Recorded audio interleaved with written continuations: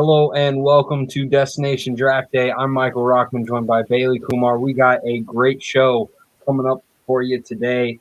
We are going to be talking about the Arizona Cardinals and the Las Vegas Raiders, two teams that are poised to try to make a run this offseason to really create their chance at getting to the playoffs. But first, we're going to talk about the franchise tag situation. We got some news today. Teams like the Denver Broncos and the Carolina Panthers are tagging players like Justin Simmons and Taylor Moton. Bailey, I wanted to ask you this. So, with the situation with the franchise tag going around and the situation with limited cap out there this year, do you think that A, players may be more embracing the tag in a season like this? And B, do you think teams may be more reluctant to tag in a season where money is already sort of limited?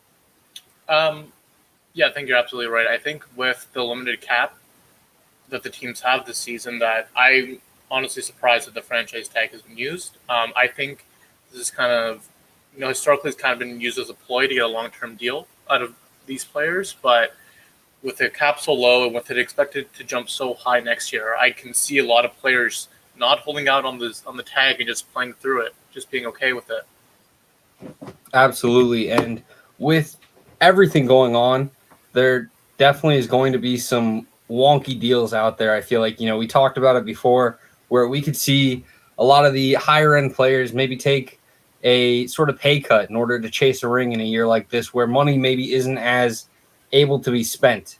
So it'll be interesting to see how this offseason plays out. No one really knows what the number is going to be set at yet. There's definitely been a lot of speculation. There's been some rollover cap that has been processed, but right now, lots of question marks still surrounding this offseason. What is one thing that you think we could see in terms of just top dollar? Do you think we see new highs, or do you think we see just a lot of the same in terms of top money for positions? I think what we're about to see is the wide receiver market be reset. There's so many of these great guys hitting the free agency with Kenny Golladay, Will Fuller, Chris Godwin, and Allen Robinson, Corey Davis, Juju. That I expect many of these teams to tag those players, but the ones who hit free agency, especially in this weak market, will be signing record-setting deals. And two teams that could potentially be looking into wide receiver, the Arizona Cardinals and the Las Vegas Raiders, are who we are going to be covering today. The Cardinals got one star receiver last year. There's been talks that maybe they'll be in pursuit of a third guy to fit in that room with DeAndre Hopkins, Christian Kirk. Obviously, Larry Fitzgerald, a legend of the Cardinals organization, currently a free agent at the moment. But let's take a look at the mock draft that I have written up for the Cardinals. First round, I have him going J.C. Horn. I don't think that the Cardinals are going to move on entirely from Patrick Peterson. I think realistically there's going to be a way to where they can bring this guy back and figure something out to where both teams and both the team and the legend can be happy in this situation. With the other situation, though, looking at the other cornerback spots, you need to bring someone in. Patrick Peterson is not going to be around for long. Guys like Robert Alford are going to be cut because you need some money. Dre Kirkpatrick, he's fine, but he's not going to be a dependable starting corner. J.C. Horn is my cornerback one. I think that he's absolutely phenomenal. Bringing him in that first round, in the middle of the round, is an absolute steal in terms of value. If I were a GM, I would be considering him even in the top 5. That's how good I think he is. So getting him in the middle of the first round is huge for the Cardinals, and I think it's definitely a great possibility of a chance for the pick. In the second round, Creed Humphrey, someone who's been mocked in the first round, I think could slip a little bit. I don't think he has as much hype as the media currently has him at. So in that second round, getting a center instead of Mason Cole at that position, getting Creed Humphrey, who played with Kyler Murray at Oklahoma. He's been very vocally supportive of him on Twitter. I think it'd be great. I know we've seen Kyler Murray kind of go to bat for his Oklahoma Sooners on Twitter before, and it doesn't necessarily mean that they'll go after him. But in the second round, I think the value fits, the need fits, and Kyler Murray's recommendation definitely adds to it. So Creed Humphrey in the second round, a great pick all around.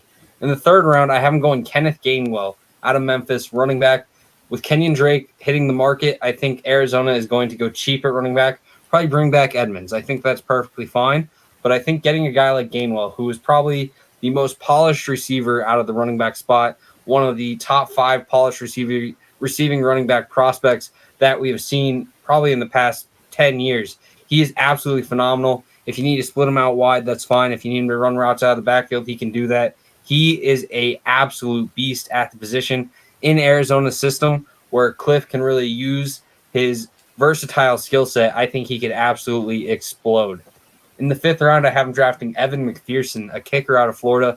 I think with Zane Gonzalez, the issue was he was just so inconsistent. There were so many times where he would miss an easy kick in the clutch, and they need to bring in someone for at least competition. Maybe they don't invest a 5th-round pick, but I think with the need there, you go for wherever you can get the best positional value at it. And in the 5th round, Evan McPherson, probably one of the best kickers in this class, him or Borealis. I had him go McPherson in the 5th round. I think he's been the most consistent throughout his tenure at Florida. And for that, I think they get the kicker position solved. In the 7th round, we're going to show it a little bit later, but I have Josh Jones moving into guard while they keep Kelvin Beachum out at tackle. So in turn, I have him grabbing Josh Ball in the 7th, a player that I think has a lot of upside and without the off-field concerns would probably be a day 2 pick. But due to these issues, due to the off-field issues, you have to really think that he's going to fall. And in that 7th round, that's where we kind of see those lottery ticket picks.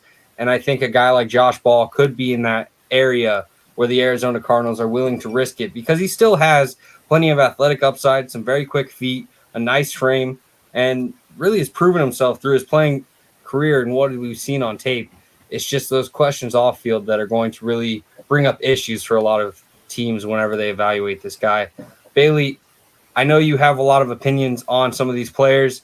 I'd like to hear your thoughts. And just in terms of the Cardinals, what are your thoughts on how they approach this draft? Well, the Cardinals are actually pretty well situated in terms of their needs and the strength of this draft in the 1st round. Like you said earlier, I believe whatever players fall to them at 16, they'll take BPA, whether that's at cornerback or wide receiver or tackle even. They have a surprising actually amount of holes for a team that was as close to the playoffs as they were last year. So J.C. Horn is definitely a great pick for them. They need that stud cornerback. I know you have Patrick Pierce coming back to them, but his future's still in the air. So this would be a great lockdown guy to get next to Byron Murphy. And if Patrick Pearson returns, that's great. That's a very solid group to a secondary that was a little suspect last year. Creed Humphrey is, again, another great pick. Mason Cole wasn't that great that last year from what I remember, and they do have a couple of their O-linemen that are slated to hit free agency. I feel like you said, he's a first-round projection, but he could slide. We've seen that the NFL doesn't really value guards that much in the top of the first like that. Kenneth Gainwell is an interesting pick because right now Kenyon Drake is a pending free agent, and you don't have him coming back to them. So in Cliff's system, he does utilize a lot of receiving backs, but my question is that will he be an effective enough runner to take that lead role from Chase Edmonds, or will he just be kind of relegated to a backup spot? Yeah, and I think with how much we saw Chase Edmonds get on the field, that we will see Kenneth Gainwell get on the field just as much. He offers a lot both as a receiver and just as a runner. He's still very talented. So I think definitely creating a backfield with both options would absolutely be able to contribute and produce, especially working with an offensive guy like Cliff Kingsbury, who really likes to get those running backs that can catch the ball out of the backfield. We're going to look at the offensive side of things for the Cardinals now. We have Kyler Murray at the QB position, obviously looking to take that next big step. In year 2, he looked very good. Now, year 3, we want to see him take that next step, get to the playoffs, and potentially compete for MVP. He started off hot, was in rumors for competing in that MVP position, sort of had some up and down weeks that really fell out of his favor and made him more of a backside candidate for the position of MVP. But I think he definitely has the upside to where a strong season with consistent play throughout could put him right in the talks. At running back, again, Chase Edmonds back, Kenneth Gainwell right behind him. I think that's a complete backfield. Eno Benjamin is a guy that I actually kind of liked coming out of the draft last year, so having him in that backfield as well, maybe even Jonathan Ward out of Central Michigan. There's definitely some upside in that backfield, and I think with the offense in place already, most running backs are going to be able to create for themselves at the wide receiver room, we got DeAndre Hopkins, Christian Kirk, Larry Fitzgerald back for another year. Fitzgerald, the timeless wonder. I think this wide receiver room is fine. You got Keyshawn Johnson, Andy Isabella.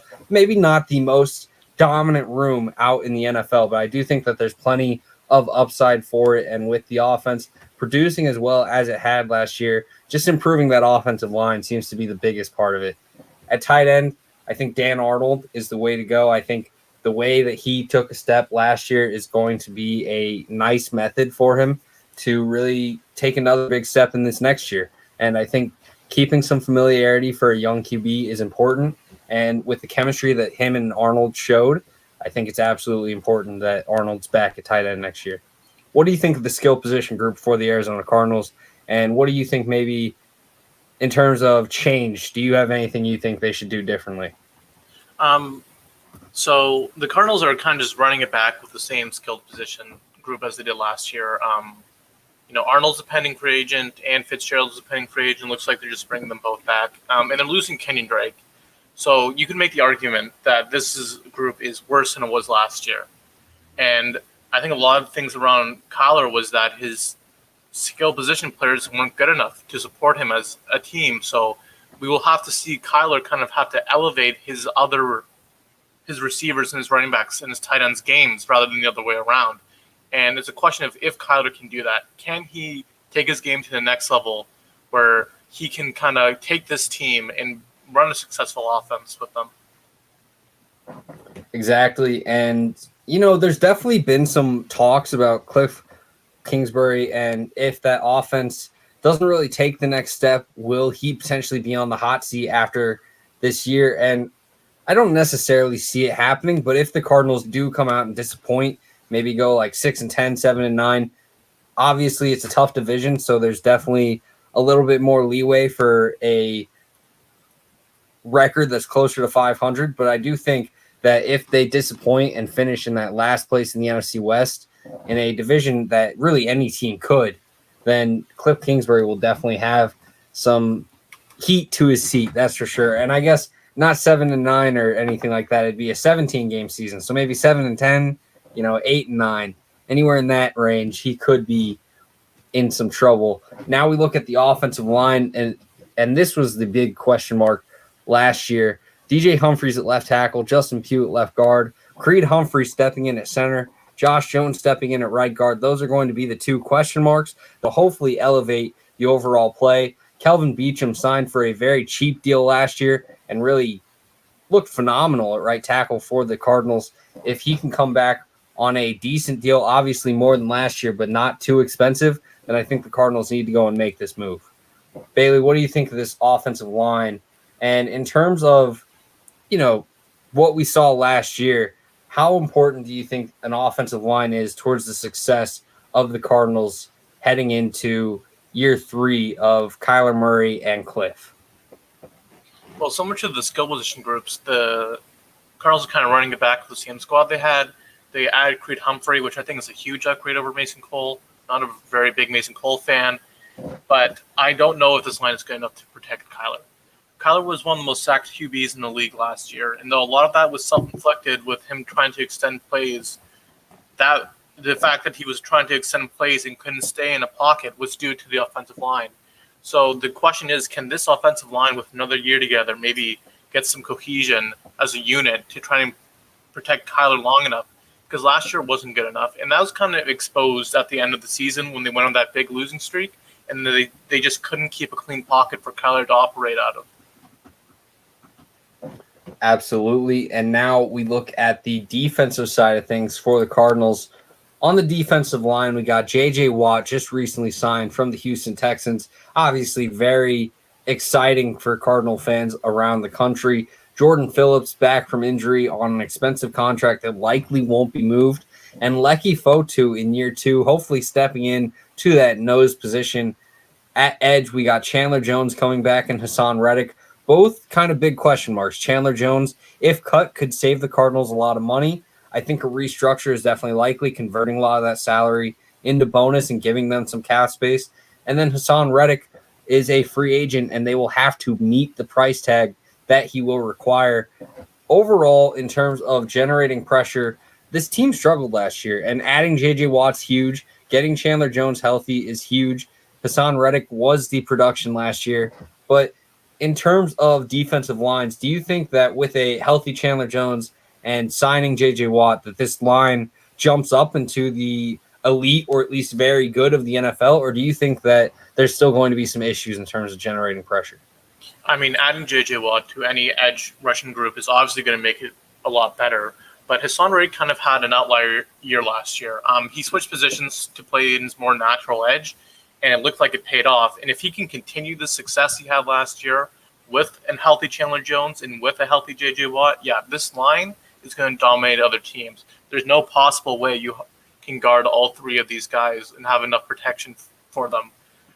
With adding J.C. Horn to the cornerbacks, maybe making the tighter coverage a little tighter, giving your edge rushers even a bit more time to get to them, a lot of teams are going to have troubles putting up numbers against the Cardinals. I think I strongly agree with that. And looking at the linebacker spots, Jordan Hicks, Isaiah Simmons, with Simmons there in the middle, rotating all around the field, that definitely adds to the versatility, the disguise that you can bring to your defense, confusing QBs, making them have to wait a little bit longer, giving your defensive line that's penetrating more opportunity to get to the QB. The cornerback unit, I think Patrick Peterson is still a very good corner, even though he didn't put up the same type of production and the same type of play last year. I think he still is very good. Just, age has taken a little bit of effect on him. Getting J.C. Horn, who may have some rookie struggles, but should be a very good cornerback still. And then Byron Murphy in that slot position. This cornerback unit is good, and as long as they are healthy, this defense should be good as well. The safety spots, Budda Baker at free safety and Jalen Thompson at the other safety spot.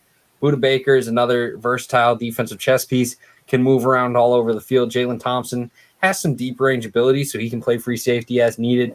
I think with this unit, it's going to be a lot about the health and durability of the team. The defensive line absolutely fell apart last year. If they can stay healthy, these new acquisitions produce as expected, then this Arizona Cardinals defense could be the identity of a team that really brought in a coach that was expecting an offensive identity. And I think the offense will be able to produce well enough to where with this defense added to it, the Cardinals really are a boom or bust team in my eyes. Yeah, I mean, with Budda Baker and Isaiah Simmons, you got so much coverage and so much disguises that you can run that, hopefully that Vance Joseph can dial it up, some more complicated looks, complicated coverages. With these guys, Isaiah Simmons was really raw last year. He's still kind of finding his role in the league, but as the season went on, he gained some confidence. He started playing a lot better. And you're right. If, Vance can kind of regain his form as a defensive coordinator, this defense will be one of the best in the leagues. And you can take some of the pressure off Kyler so he doesn't have to throw the ball 50 times a game for them to win. He can just kind of play it a little bit more slow, some shorter passes, control the clock a little more. And I think the Cardinals will be heading back to the playoffs if the defense can show up and have some consistency, like you said. So I want to ask you a question about your opinion on management of the Cardinals. With a young QB, you'd expect in that second, third year that the Cardinals would have a lot of money to spend and go and get this team and fill out the roster. Obviously, it's not like this team is just filled with bad contracts. Having guys like Chandler Jones, having guys like Patrick Peterson, there's a reason that the money is tied up. But do you think that the Cardinals should have been a little bit more patient in terms of spending money to where they had more money in this year where Kyler Murray's further developed in his play, and yet there's still more opportunity to spend and really build the roster around him? Or do you think they've done a good job regardless? Well, this is the third year of Kyler's rookie contract. You have one more year on his fourth year when he's still cheap, and the fifth year kicks in, and that's when things start to get expensive. So in my opinion, you just got to spend as much money as you can, front load, back load these deals however you can so that you can put the best team around Kyler while he's still cheap. We've seen that historically that QBs on their second contracts don't win many Super Bowls, besides Brady, of course. But they've done a good job. But I think the bigger issue is kind of their hit rate, of drafting, because that's what you kind of want to do. You kind of want to hit on these your first and second round picks. And outside Kyler, like Isaiah Simmons hasn't been that impressive as a linebacker and safety. You want him to get a lot better. You want Byron Murphy to get a lot better. You want your other picks to get a lot better. And the DeAndre Hopkins trade was obviously great, but with that, and as you kind of show in the draft, they don't really have a lot of picks to add a lot more talent. They're going to have to rely a lot on their development and their coaching to try and get these players back up to the potential that they had while they drafted. Absolutely. And you look at some of these positions, we looked at the offensive line and Creed Humphrey at center, Josh Jones at right guard. Those are two very young linemen that we don't know what they are in the NFL entirely. So if they struggle, then the issues continue for the Cardinals, and there will be continued, problems in terms of offensive production. On the defensive side of things, Jordan Phillips probably wasn't a contract that was worth it in terms of how much they paid compared to what we've seen so far.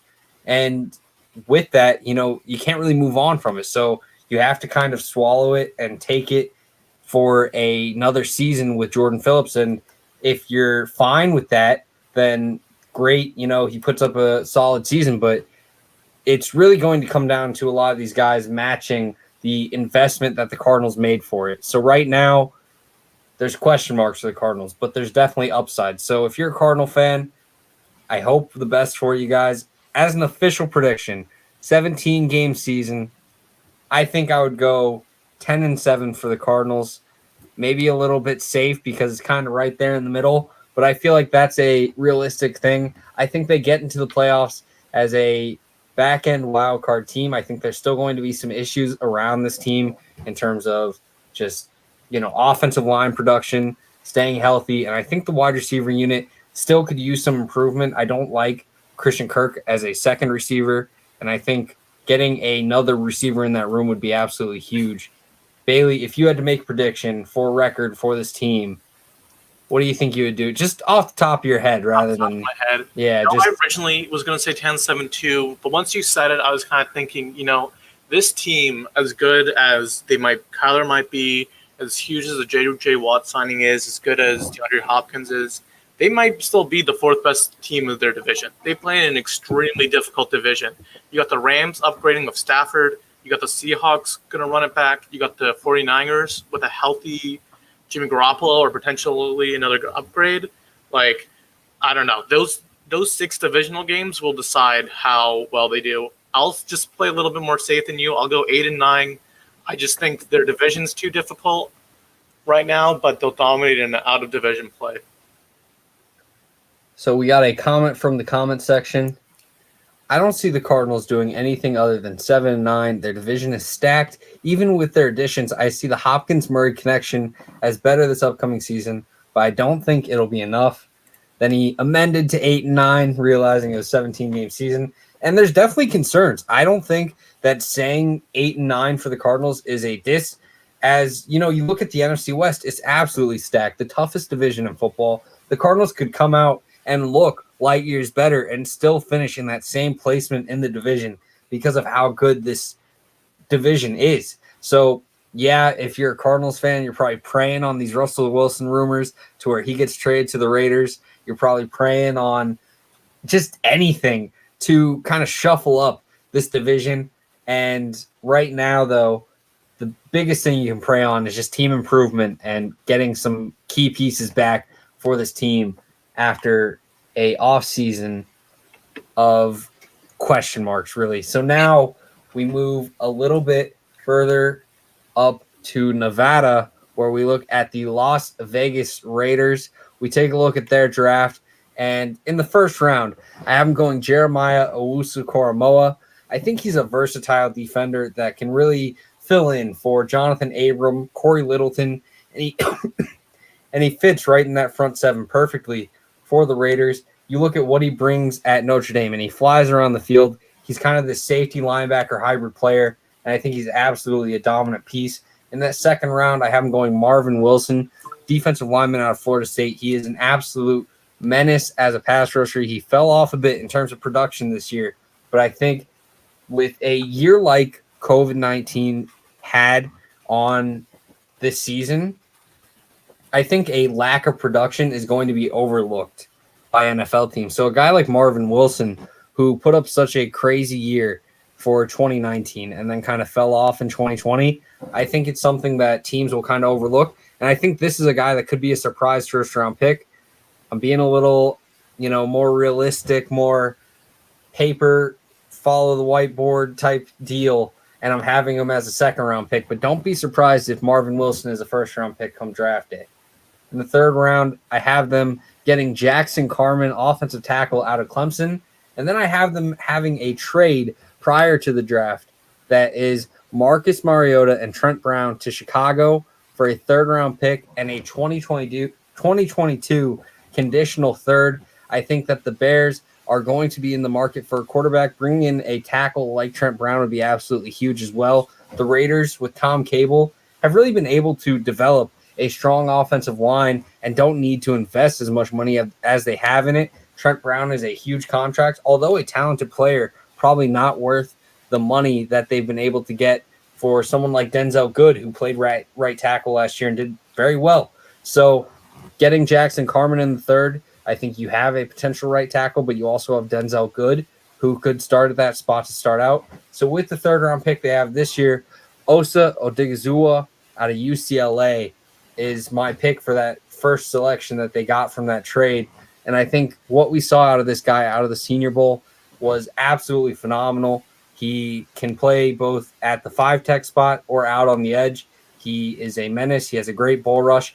Definitely some development that's needed in his game, and that's why he's going to be there in that second, third, fourth round range.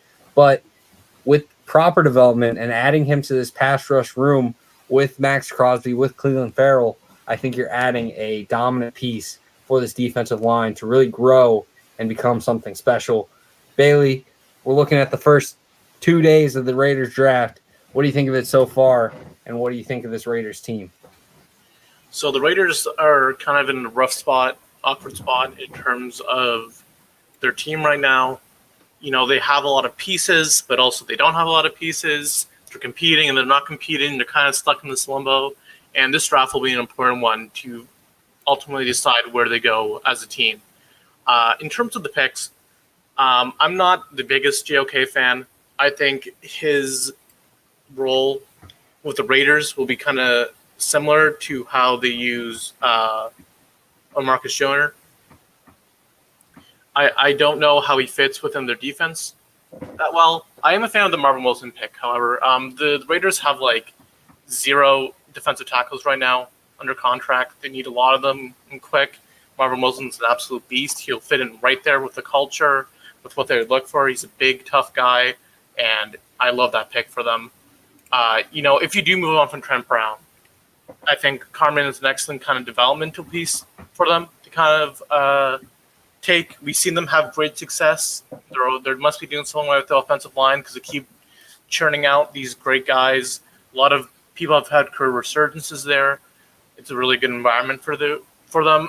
And also as another guy, they do have a kind of a stack of DE room, but you can always add more talent there. And I think we were talking about this a little off stream, but it was kind of ridiculous how the Raiders just kind of signed Marcus Mariota, started him for one game where he looked okay, and now they're getting basically a third-round pick for him. Yeah, and it sounds like teams are very much interested. Maybe right now the Raiders are asking for more, but it sounds like for a third or fourth, teams are going to be very much invested in bringing in Mariota. It's not a terrible price tag in terms of his cap hit, so it's just about what team is willing to pay the draft capital. And I think after we see this draft kind of take shape, we see some of these big dominoes fall in the free agency and trade market, we'll see a team go forward and pay the price that is required for Mariota. Now we move on to day 3 for the Raiders in this draft. 4th round, I have him going Chuba Hubbard. With questions about Josh Jacobs and his off-field stuff, I think a running back is a position that is still going to be a need for the Raiders, and I think Chuba Hubbard would be a nice depth piece where you aren't really investing too much into the position, but you're still getting someone that could potentially be that running back if something happens with Jacobs or if you need to move on from him later on. Hubbard was a playmaker at Oklahoma State, absolutely dominant in terms of stats. Definitely some question marks about his overall play, overall athleticism, but he is a guy that is a dependable runner. and is going to be, at the very least, a dependable backup at the next level. In the 5th round, I have him going Buddy Johnson, linebacker out of Texas A&M. Big fan of Buddy Johnson. I think this is a guy that kind of steps in as a backup Mike. The linebacker unit was invested in heavily by the Raiders in free agency last year, and we saw it kind of fall apart due to injuries, due to COVID, and many other unforeseen circumstances. So getting some depth in that room, I think, is absolutely huge. And a guy like Buddy Johnson in the 5th round, I would absolutely love for them. And in the 6th round, I have him going Avery Williams, cornerback out of Boise State. We look at what the Raiders have shown a tendency of, and you saw it last year with drafting John Simpson and then right now cutting Gabe Jackson. We see these moves where they're kind of making these small picks to eventually replace their big contracts. I think Avery Williams could be a guy that they look at to potentially replace LaMarcus Joyner for a lot cheaper. And I think Williams, at the very least, is a great special teams player for the Raiders. But I think right now, with what he has upside of, we could see this as the Joyner replacement pick. And in the 6th round, you're absolutely getting a great value for it. With the next 6th round pick, I have him taking Sean Davis, safety out of Florida. He has had some issues. He's not the biggest guy, and he's maybe, had some issues in man coverage drills at the Senior Bowl, but there's still plenty to like on tape. He's a solid free safety that can move around the field pretty well. He has a decent hit stick that can really pummel some guys when he's putting a nice tackle forward. I like his ability, and I think in the 6th round, you're getting some nice depth at the free safety spot. I think free safety is a position that they'll address, but I have them signing someone rather than drafting someone early. And then in the 7th round, I have them bringing in Max Duffy out of Kentucky. You look at A.J. Cole III, and he's kind of low in terms of his ranks across the NFL for his punting statistics. So bring in a guy like Max Duffy, who I have a feeling John Gruden would absolutely love a rugby player as his punter, not only because they have these, unique style of kicking, but I think he's also a guy that'll go out and make a tackle. And John Gruden seems like the guy to absolutely love that. So we're going to take a look now at the offensive side of things for the Raiders. At QB, Derek Carr is back. He had a great year. I think you continue investing in him, investing in this offense, and you're going to absolutely reap the benefits. Derek Carr is definitely a very solid QB that needs to be sticking around for Las Vegas. At running back, Josh Jacobs. Not much has changed. As long as he is able to stay out of trouble off the field, he is a dominant running back. I have no reason to think that he's going to continue to have some issues. So, keep him on the team. Keep him as your star running back, and this is absolutely going to blow up into a huge tandem with what Josh Jacobs has already shown in his short time in the NFL. At receiver, this is where they had their first big investment of the free agency process. Getting Allen Robinson at the wide receiver spot, I think, would be absolutely huge. Robinson is a perfect fit in this wide receiver room. Robinson, Ruggs, Renfro, and Waller at tight end. I think you create a great offense. You're fully invested in Carr. If things don't work out, then you can say, Carr may be the issue, but I think bringing in an elite receiver like Allen Robinson, having Henry Ruggs in the second year, having a dependable slot option like Hunter Renfro, and having one of the best receiving tight ends in the NFL like Darren Waller, you are creating a great offense for your QB, and you're really opening the chance to not only invest in your QB, but really make the most of your team and try to get to the playoffs, try to win the AFC West, and try to win the AFC. That is legit what I would be trying for as the Raiders. I don't think Super Bowl is insane. Obviously, it would be very difficult to do because the Raiders would be taking a huge step.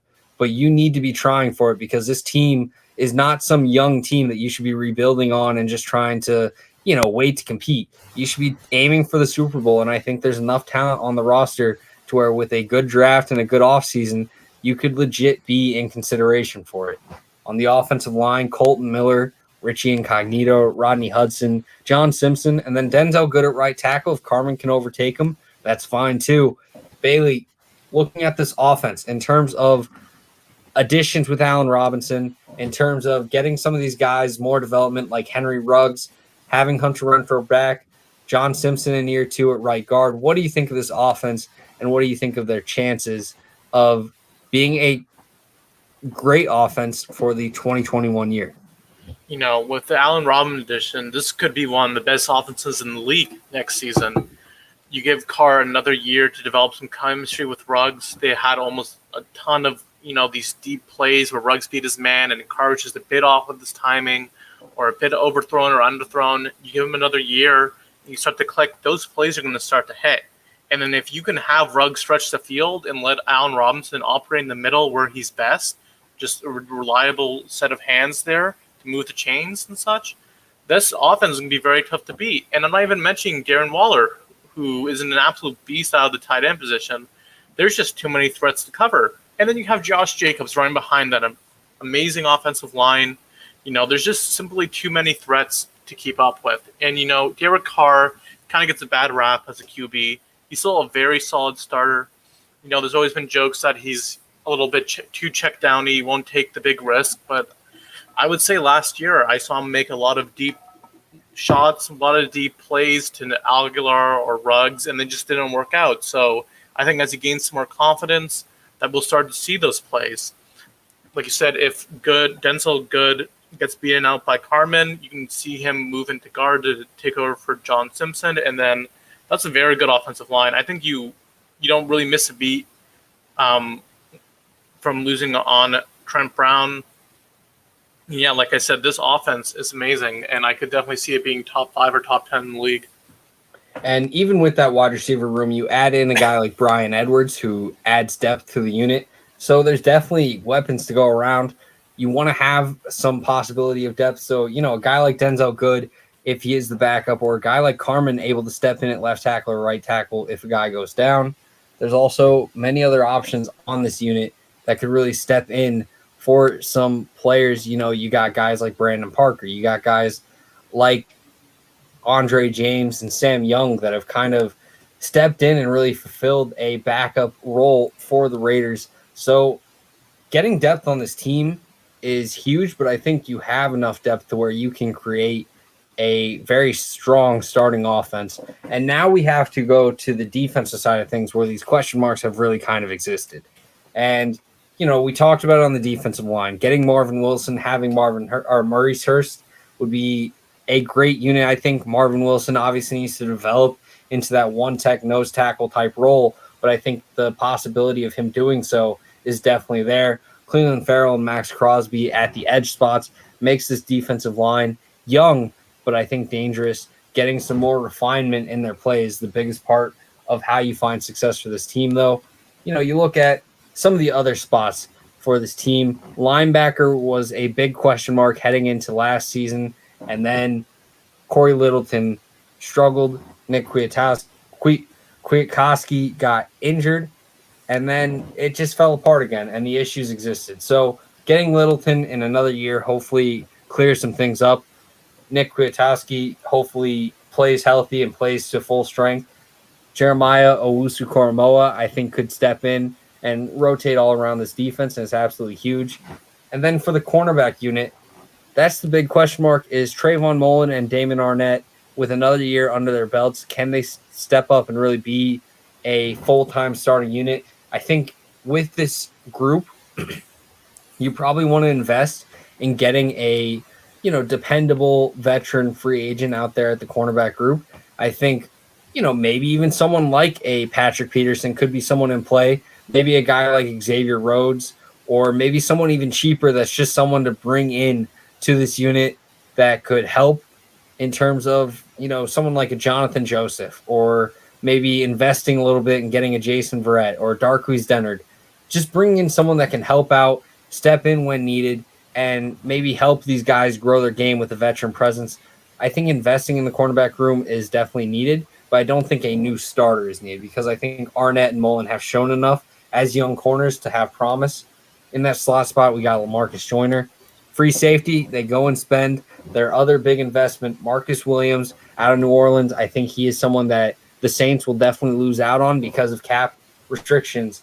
So for the Raiders, if they can create the money to go and get an Allen Robinson, get a Marcus Williams, those should be their two big plays for free agency. And then at strong safety, you're hoping Jonathan Abram takes that next step. He's a big hitter, obviously. We see that on tape, but we need to see him process better, be a bit more patient, not always miss these tackles, because There's definitely going to be some times where he needs to be better in coverage, just a better tackler overall and better processor. But if this defense can really have some of the young guys improve, have some of these veterans that have been brought in kind of take their next step in terms of learning the system, this unit can be strong enough to where the offense can kind of make up for it and keep this Raiders team competitive and make them into a playoff unit. Bailey, what are your expectations of the Raiders themselves, and what do you think of this rebuild plan? Well, just to focus on the defense first a little bit. So compared to the, like you said, like looking at this defense, I think their best play is kind of just to keep their offense in games and try to let them win. That CB room is a little, like you said, undeveloped and untested. I would definitely like to see them bring a veteran in there, someone, because Mullen looked okay last year, Arnett looked okay last year, but you don't really have a number one true shutdown guy. And when you're talking about the Raiders division, who's going to line up against Keenan Allen? Who's going to line up against Tyreek Hill and Judy and Sutton? And you just have a lot of matchups you have to be worried about. And I don't think any of these guys right now in their stage of their careers can really just go against them and hold their own. I think they might get exposed a little bit with their secondary. Marcus Williams is obviously a huge get. Him patrolling that free safety slot will be a big boost, a big benefit to their defense. And hopefully Gus Bradley can come in and kind of inject some life into this defense that wasn't that great last year. Hopefully you can further develop some of your young players, your Clinton Farrells, your Max Crosbys, your Mullins, your Arnett's, and hopefully we can see this team reach the playoffs next year. And in terms of the rebuild plan, just like the Cardinals, they're in a very tough division right now. Absolutely. You look at the Broncos, and even though there's not a lot of Drew Lock fans out there, this roster is very talented as it is, and they have plenty of money to go out and spend in this free agency cycle in a year where a lot of teams are strapped for cash. You look at the Chargers, Justin Herbert in year 2, with hopefully a lot of pieces getting healthy, and they're very much in play to make the playoffs. The Chiefs are definitely always going to be a Super Bowl contender while Patrick Mahomes is there, especially right now while he's still not hurting their cap too much. So the Raiders could easily be a very good team that is there playing in the playoffs, but they could also very easily finish in that 3rd or 4th spot in the division. And that's the concern when you talk about both these teams, the Cardinals and the Raiders today, is just how talented their division is. For the Raiders, I think the biggest thing, though, is just trying to get those next steps. And I think getting a guy like Gus Bradley is huge. Having this offense develop and hopefully get some better weapons is huge. But if you're the Raiders, what would you say a realistic expectation is for the season, and what do you predict for their record? That's a tough question. I feel like the Raiders are one of the most unpredictable teams out there in terms of the record. I can see them going 12-5 as easily as them going 5-12. It's just such a huge range. If I were to put a number on it, I think that with you add Allen Robinson and Marcus Williams, you got to add a couple wins to their team. I think they finished 9-7 or 7-9 last year, so I'll say they'll go 11-6 this year with this team. And I think even then you're still being a bit optimistic. Like you said, it's so unpredictable. I think if I'm being realistic, I think the Chargers surpass the Raiders. I think they're still a very competitive team, so I'll give them the 7-10, 8-9 benefit of the doubt, but it's so tough to really gauge this NFC or AFC West. I'm higher on the Broncos than most. I think the Chargers take that next step with Brandon Staley as their head coach, and I think the Chiefs keep things rolling. Man, I really want the Raiders to be good, and it's tough to really gauge what exactly they will get in terms of season success. But right now, with what I see from the rest of the division, what I expect from this defense, I think I'm still a little bit low on them, and I'm going to predict 8-9. Just to talk about the Cardinals real quick for a second, I just had a question for you. Do you think if the Cardinals struggle and miss the playoffs again this year, that we see Cliff kind of get fired, be on the hot seat a little bit? I think it's definitely a possibility, and it's really going to come down to the offense. If Kyler Murray, takes huge strides and the defense struggles, then I don't think Cliff's fired. But I think if we see, similar issues where the offensive line just can't protect Kyler, if we see issues where, we don't really see this efficient play from Kyler and he kind of gets shaken up anytime he goes against a more complicated defense, then I think absolutely he gets fired. And you look at a guy like Bieniemy, you look at a guy like Dabble. There's so many offensive guys that are on the market for the head coaching spot next year that if Cliff isn't really proving himself as this offensive guru that he's been hyped up to be, then you absolutely have to make the change. And they probably still go for an offensive guy because you're trying to maximize what Kyler Murray can become. But I think they definitely will be more critical of Cliff with the market that is available for them next offseason. I absolutely agree. I just think that some of Cliff's, there's times running out on him. He's been promising and kind of delivering on this amazing offense that we just haven't seen yet. And I kind of want to reverse Uno that on to you with the Raiders. John Gruden obviously got this huge mega deal, but eventually there's going to be some concerns about what he's able to do. If the Raiders come out and disappoint, fourth, third place in the AFC West, the defense continues to struggle. The offense doesn't really make any strides, and they just kind of continue to be like a solid unit, but nothing special. Do you think that we could see the John Gruden hot seat start to be turned up despite what is a massive head coach contract that would still remain on the books? Yeah, like I kind of said, the Raiders are in this really weird limbo of a team right now where they have a couple young pieces, a couple older pieces, and they're just trying to find a way to will mesh. And I think what it comes down to is Derek's hard play. Will he kind of take a step forward this year and trying to kind of play like the top 15 QB that he's shown that he could play like in the past? And I'm just not sure about that right now. I'm not sure if he can kind of connect with Ruggs on that level. I'm not sure if that the line can continue this play with a kind of like an older line with another year on their bodies. And it's just going to be tough. If I were to place a bet, I would say that the Raiders succeed this year. They kind of, I don't know actually, because they had to win like 2 games out of their last 5 to make the playoffs last year, and they kind of lost like 4 of them or something. It's a total collapse. Nelson Aguilar kind of called out the locker room, so it'll definitely be interesting. I definitely agree with you there, and we have a comment from the comment section. I hope the Cardinals don't struggle this year from Exo Samantha. Looks like we have a Cardinal fan there. She is definitely hoping for Kyler Murray to take that next step at the QB position.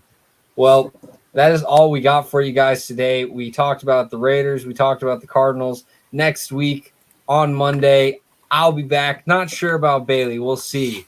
But we got the Dolphins. Well, actually, we already did the Dolphins. So we got the Washington football team and the Chicago Bears with what is a very interesting season for 2 QB-needy teams. So you're going to want to tune in for that one. That's all we got for you guys, though. Thank you so much. Thank you to Landry Football for the platform to talk about all things NFL draft. Thank you to the comment section and everyone who tuned in today. Destination Draft Day. It's a long road to the NFL draft, but we'll get you there. All things pro football, college football, and NFL draft. We got you covered. Take care, guys, and have a happy Friday.